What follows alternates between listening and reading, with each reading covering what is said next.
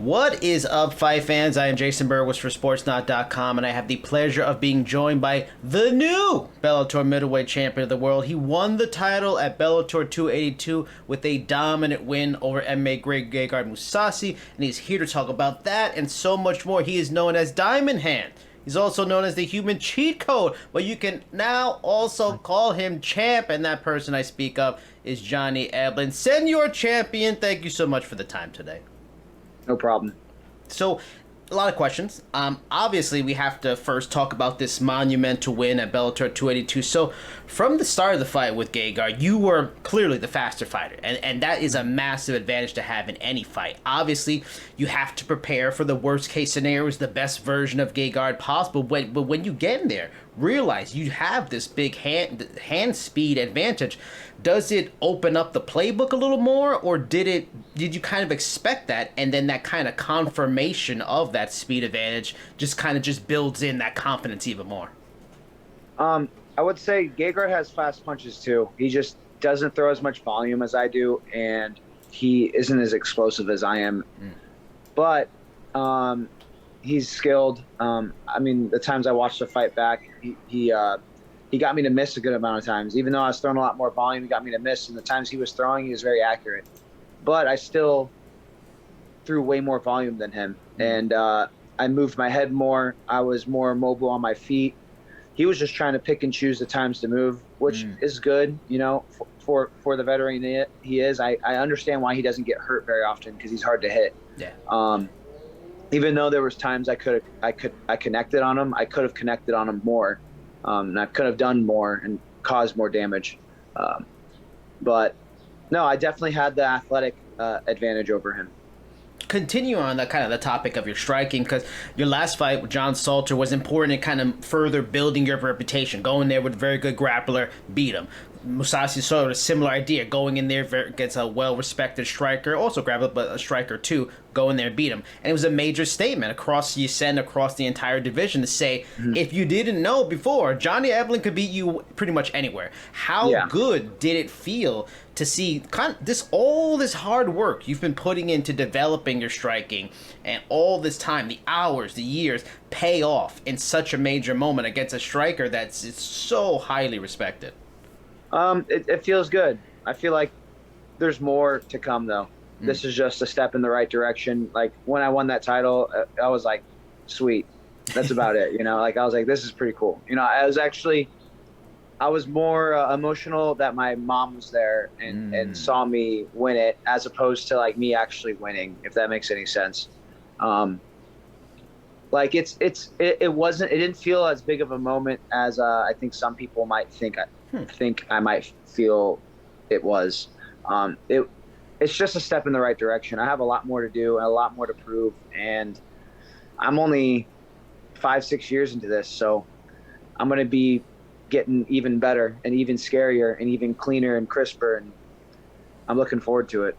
And I'm glad you mentioned, you know, I didn't know that it wasn't quite as emotional a win, you know, achieving this goal as people would expect. But, you know, it's not like it was like a pit, like it was, obviously I enjoyed it and it was awesome and it was fucking cool that I just won a Bellator Middleweight Championship. But it's like, it's not like all my hard work paid. It's like, it didn't feel like that. It just feels like it was a cool moment in the process of bigger moments I'm going to have throughout my career. And it's a blip in my whole career, if anything, you know? So in this case then, because a lot of people were betting against you, a lot of people did not think you were going to win this fight. Was that more of a greater kind of like aha moment, and more of a cooler thing about this win, more so, or that really did resonate too, because you're kind of one of those athletes that I don't pay attention to what people are saying? I pay attention to a degree. I just don't let it affect me. And I was more just like, you motherfuckers didn't believe in me, and I just had to show you what's up. Like, you guys were all sleeping on me, and I tried to tell you so, but here I am again. Like, I told you so, you know? And the people that knew me, people that saw me train, dude, literally everybody at ATT and my family members and friends literally all bet on me. Wow. Because they knew how good I was. Yeah. And, like, people just didn't know. and now they have a good idea. Even though people are still sleeping on me, they're supposed to. There's supposed to always be people that doubt me, and that's fine. I'm just here to perform and do my best and showcase my skills to everybody and be the best. Talk to me more about why, it matters so much that, like, your mom was there, and I'm sure people at ATT, because a lot of fans, they only get to see a little bit of what fighters go through. I don't think they really fully understand the struggle daily, what families have to go through, the sacrifice, so fighters can put so much time into this thing that needs almost 100% all the time. Why, did it matter so much for your mom to be there? Why, for those people that have been training with you, ATT, it matters so much? It mattered most that my mom was there, because she literally hates fighting. She hates the fact that I fight. Yeah. And she's been with me from day one, and we've been through hell together. Like, life was not easy when I was growing up. Life wasn't easy for her in general. A lot of ups and downs, a lot more downs than ups, to be honest. And it's just cool because my mom really disapproved of it, and she didn't support me for a little while, and then she started seeing like that was good, and like people really cared about it that were around her, and then she would kind of brag to her friends about it slightly here and there. And then like she went to my last fight, the John Salter fight, and it was in St. Louis, and I thought that was pretty cool. It was nice to have her there. And then she came to this one. I didn't expect that, and I don't know. It's just like the fact that she supports me so much, even though she hates it. Yeah. That she's going to show up and be there for me. And it just means a lot. Even though she hates it, disapproves of it, and would much rather me be a doctor or a lawyer. Yeah. My mom's Korean, by the way. So it's like those types of jobs, like, they weigh those a lot higher, Yep. I'm doing a poor man's sport, in their eyes. Yeah. But I don't know, man. Like, the fact that she cares about me so much to show up and support me, regardless of what she thinks about the sport and what she thinks about like what I'm doing, and it's not like the best avenue. I don't know, and just being able to achieve a goal in front of her like that, and her be proud of me, meant a lot. How much of an effect, I guess maybe negatively, did it have, her not approving, especially early in your career, and how much was a weight off when she kind of said, all right, I can go along with this? Nah, she still hates it. She's still like, fuck, I wish you would retire. Like, literally every day.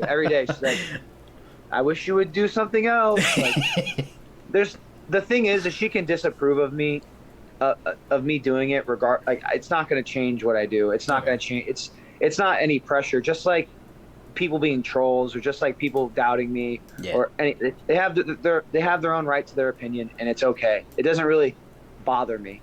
Like if I hear about it, it doesn't bother me. Like I don't even care like about reading it. I almost like it. It's like, damn, they don't know. Like, damn, they really don't get it.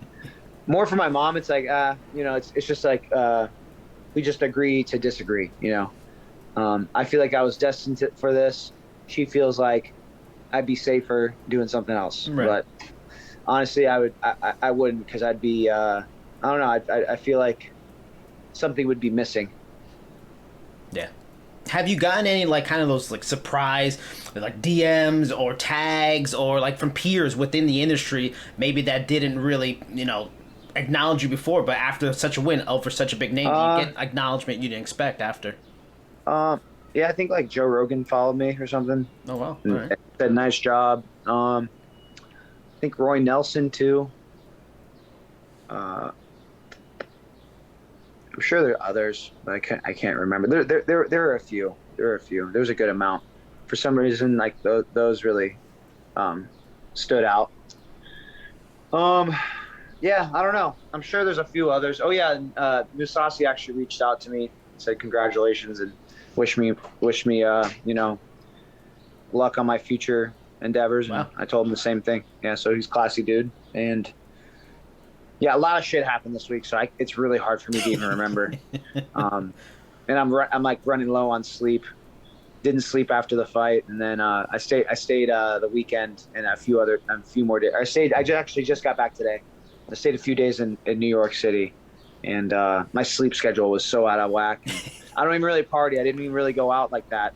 But like, I don't know. It was just like sometimes some nights it was hard to turn my brain off. So Yeah. hopefully now that I'm back home, I'm going to be able to get some good rest and get back to training soon.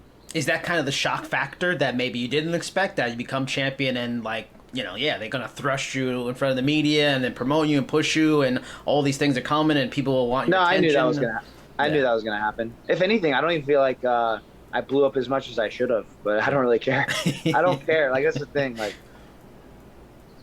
someone actually told me that they're like, dude, I'd expect you'd even blow up even more. I'm like, you know what, bro? I really don't care. Like what I care about is that I'm healthy. I made a bunch of money. I'm gonna fight again this year. Hopefully, I'm gonna train literally this week. And I got to spend some time with friends in New York and enjoyed my time there. And now I'm home, you know. So, and I'm probably gonna do a little bit of traveling, nothing crazy, but a little bit of traveling for the next month, and then, I mean, I just enjoy my life. I don't really care about the social media shit too much. I know it has somewhat of an impact on how much money you can make, like the pinnacle of amount of money you can make, or not the pinnacle, the like the more popular are, the more money you'll probably make. Yeah, I understand that, but relative to my paychecks right now, I'm making really good money, so I'm not too upset about it. Yeah. After, you know, the division's kind of in a bit of a weird place. That, you know, there isn't a guy that really stands out as like the next challenger. You know, Mousasi you beat, and you beat him from pretty much most of the rounds, a lot of people feel. So there isn't like a push for that every rematch. Round. Yeah, okay. every round. So I haven't lost a round. So there's look at that. So there's not crazy. I mean, it is crazy, and that's what makes what you've done all that impressive. Maybe Chimaev might be the other guy. That's true. Yeah. Yeah, that might be the only other dude. Now that I think about it, there's probably some lighter weights. I'm just thinking about people around my weight. No, the middleweight division is in a weird place. I've been saying that in my interviews. The only person that would really make sense, it's on a win streak, is Topkov. But he was on my prelim and he fought an unranked dude, so I was like, what? Like that doesn't really. Yep. That doesn't really set him up for a title shot. Like if they gave it to him, I'd understand, and honestly, I would take it. But like it doesn't make sense. Like it just looks weird. Like I don't know. That's my opinion. Maybe other people would, you know, say my opinion's stupid, but I personally would have liked him to fight someone ranked in the top 10. Yep. Him get a win, then get a title shot, but I don't know. Yeah. Well, that kind of answers my question, because that's where I was going to go, because that's the guy that has a case. He's won a bunch in a row and stuff like that. He's ranked fifth, but you just explained why it would be a hard sell. That being said, I think that... But the thing is, I wouldn't be surprised if they did it. That's the thing, too. I would be a little surprised, because I think even though... Who else would they give me, though? Knowing Bellator, I can see Fabian Edwards being the challenger. He's 2-2. He's 1-1. Well, yeah, I mean he's 2-2 in his last 4, but trying to build that English market, the UK market. I'd rather give it to Topkov at that point. Really? Yeah. So if they came to you with that, would you be like, no, I don't really want that fight? No, if they gave me, I don't know. I would take both, to be honest. Okay. I'm just saying, Topkov probably deserves it more. Yeah. But I'm sure you've learned deserving doesn't always happen with title fights. No, for sure. And honestly, I think Tokov's even a tougher fight. He's way more of a veteran. He's skilled everywhere. Also, you know, a Russian, like he works with Fedor. Yep. So that'd be another good name to add to the list, you know. And I mean, yeah, that's like. He's really the guy. Yeah. Now that I think about it. But yeah, I'd fight Fabian too. I'll fight anybody in Bellator. So. And knowing that, I mean, because again, you know, especially seems like at the championship fight, it's gonna be about making the fight that sells even more than what's deserved and meritocracy and stuff like that. A possible name I can see too, even though it doesn't make sense, but I can see it, is Austin Vanderford, your teammate. He actually was I think he just booked the fight though. So he just booked. Okay, but however, if he wins that fight, would that be something? You know, I know you've already said publicly you do it. But literally like 20 times. Yeah, exactly. So, but before I was the guy, people were asking me about him. Yeah, and it made sense. Your teammate, I'm like, yeah, bro. Because he was gonna, you know, he was fighting Gegard. He might win a title. You were the guy rising up, so it made sense. But has that been a conversation in the gym yet, or you guys are waiting until that fight's offered? Of course, yeah, of course, yeah. And it's already everybody's picked sides. I'm gonna be here. About it personally, we're like, we're gonna fight for a title. I'm like, all right, cool. Sounds good. It's just all business, bro. You know, I don't care. Yeah. I respect that. Now, for elite level athletes like yourself, especially fighters, that mountain to climb is always important. And you already explained that. Like, winning the title maybe necessarily wasn't that kind of big mountain that you climbed, that you were like, you know, the achievement, I did it. It's just a hill, bro. So with that said, where is the mountain? That was just a hill. What is the mountain for you then? I'm curious if that wasn't it. I don't know. My goals aren't necessarily rooted in fighting completely, so I'll just put it that way. Fighting is very minuscule to the things I want to do in my life. There's bigger goals. There's bigger things that matter that I want to accomplish, and fighting's just a part of it. So, yeah. Is there anything though in fighting that, you know, as you've gone along, okay, like those are certain check mark? Oh, I want to be a 2 division champion. You know, multiple time world champion. Multiple time world champion, like literally, you know, in the talk of the best of all time. You know, the greatest of all time. And just fucking being known for putting on really good performances. Like, damn, he was exciting too. Like. And he was smart, had a great fight IQ. Like, people will study me and like want to learn from my fight style and what I do. Like, I don't know. I just want to be a master at my craft and showcase it to everybody and have everybody witness it. Considering that, like, fighting isn't necessarily, you know, the main thing in your life. You've got all these various, you know, plans, goals, things you want to do in life. Is there kind of like I want to achieve that, you know, be the best, be, you know, remembered for what I did in 5 years. I think I could do that. 3 years, I could do it. And then I'm going to move on with the rest of my life. Is there something like that in mind? Yeah, 3 to 5 years. But in the process, I'm going to push, I'm going to like kind of push relevant information on my peers and on my followers. And that's kind of what I want to do. I want to help, you know, make the world a better place at the end of the day.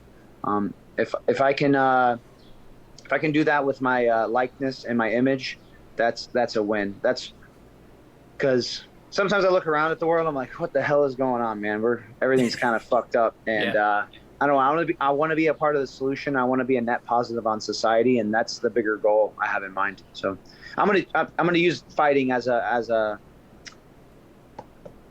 platform platform to kind of do this. So that's why I'm saying there's bigger things. There's a bigger picture, you know.